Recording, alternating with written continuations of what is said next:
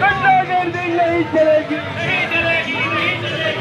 मनमानी नहीं चलेगी।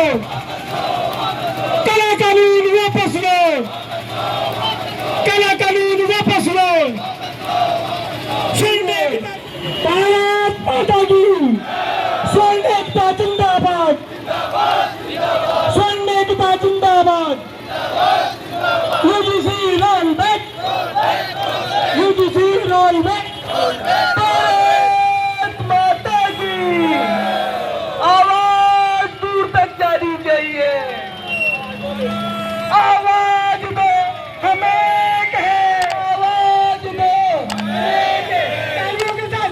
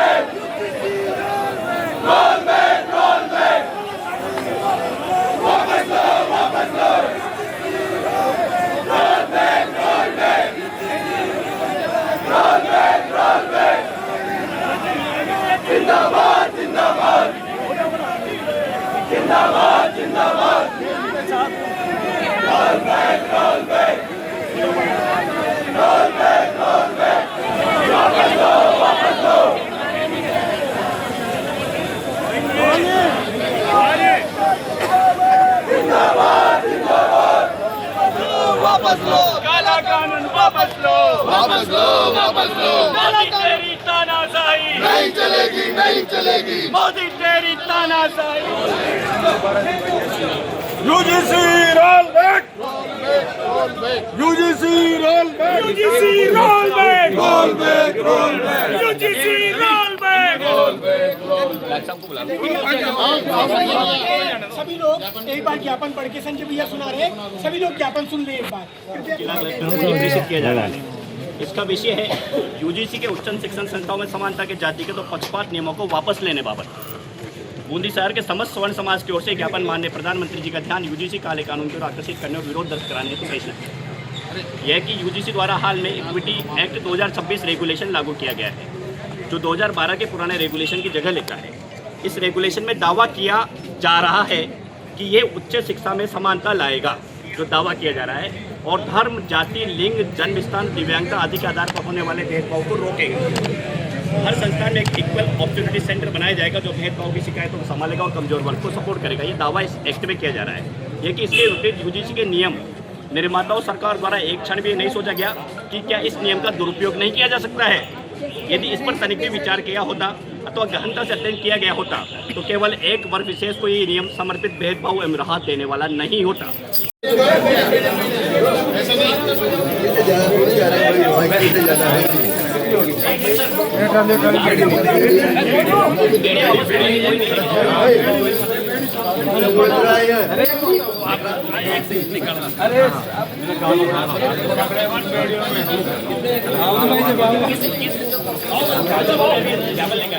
जैसा आप सबको याद है, इक्विटी एक्ट 2026 रेगुलेशन जो केंद्र सरकार ने लागू किया है, जो अध्ययनरत छात्र है उनके संबंध में असमानता का कानून जो भारत सरकार ने लाया है, उसके विरोध में स्वर्ण समाज संपूर्ण एकत्रित होकर बड़ी संख्या में यहाँ पर इकट्ठा हुआ है और माननीय प्रधानमंत्री जी को कलेक्टर साहब के माध्यम से संदेश दिया जा रहा है कि ये जो यूजीसी कानून है, जिसे हम काले कानून की संज्ञा देते हैं, इसमें असमानता के भाव को खत्म करके इसको वापस लिया जावे और समानता का जो सभी में समानता का भाव रखे और छात्रों में परस्पर द्वेषता उत्पन्न नहीं हो, ऐसा कानून लाया जाए।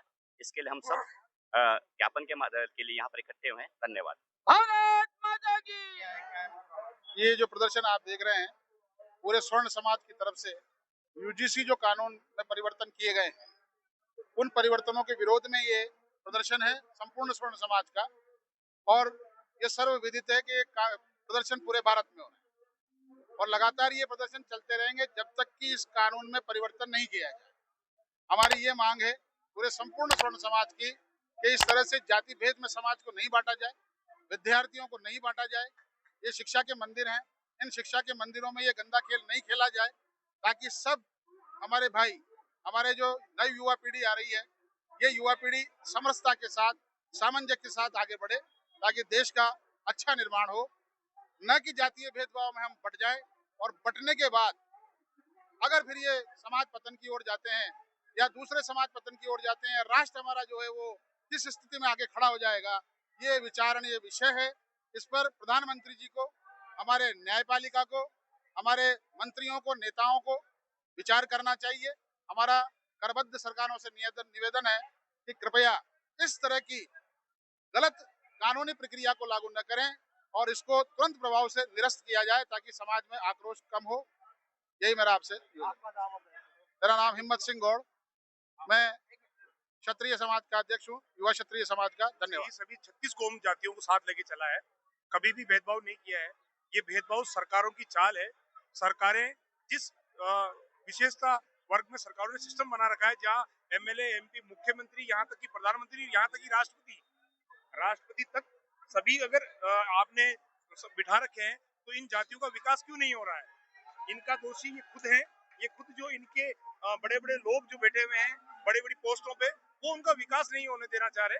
वो नहीं चाहते कि ये सब एक साथ मिलजुल के रहें। वो जातियों के भेदभाव में इन जातियों को बांटना चाहते हैं। स्वर्ण समाज ने कभी ऐसा नहीं किया।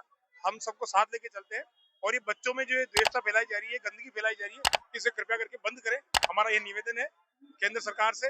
पूरे भारत में आंदोलन हो रहे हैं, हर जगह ग्राम और हर जिला स्तर पे आंदोलन हो रहे हैं, तो सरकार को इस पे तुरंत एक्शन लेना चाहिए और इस कानून को बंद करना चाहिए। तो इसी तरह हमारे साथ बने रहने के लिए देखते रहिए दर्शन न्यूज, जो है आप सबका अपना विश्वास। व चैनल को लाइक, शेयर व सब्सक्राइब करना ना भूलें।